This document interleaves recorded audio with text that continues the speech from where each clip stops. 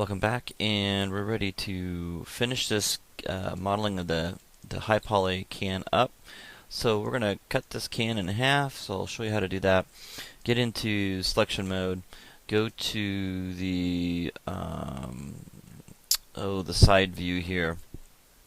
Let's go ahead and we're going to do a couple things since we are done modeling the high poly, basically almost done. We're going to turn off the reference. So turn that off, so that's out of the way. We're going to take the can and select it. Just make sure it's selected and it's turned green.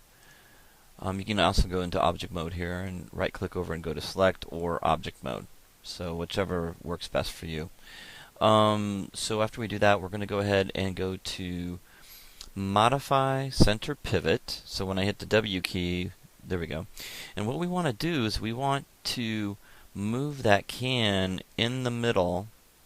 Okay, so it is centered. So from the front or side view, let's go to the side view. We're going to cut right along that line as close as we can. It's okay if we don't get it exact, but let's try to get as exact as we can. So hold the shift key down and go to insert edge loop and zoom in a little bit, close to that, and we'll click right along that edge there, just as close as you can.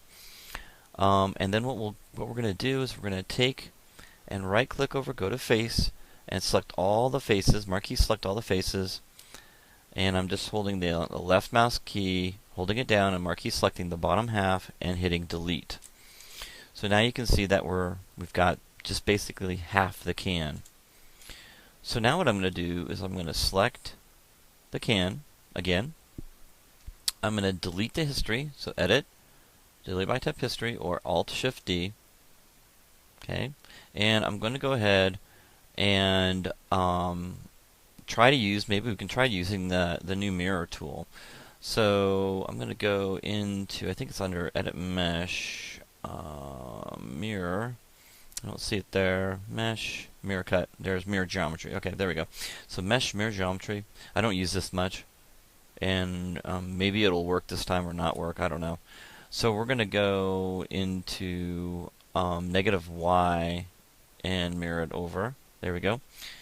So you can see that it actually worked. So did it mirror it over, and did it do double vertices? I don't know. Let's take a look. See, it's supposed to merge everything. So I'm going to go into display, heads up display, and click on the polygon count. So once you do that, you click it on, and if I click like marquee select one of the vertices, marquee select, it actually did merge all the vertices. And let's look at the bottom, and we got all the detail in the bottom as we do on the top. So hit the 3 key, and that's what it looks like. So if you got the same thing that I have, good job. And let's go ahead and select the can again, hit the 1 key. So this is the high poly now, and it's really not a high poly until we smooth it, and that would make it a high poly. Now the thing is, I'm going to save a duplicate of this can and call it medium poly. So I'm going to actually go Control D, and I'm going to click on a new layer for it, double click on the layer 1, and just call this medium poly.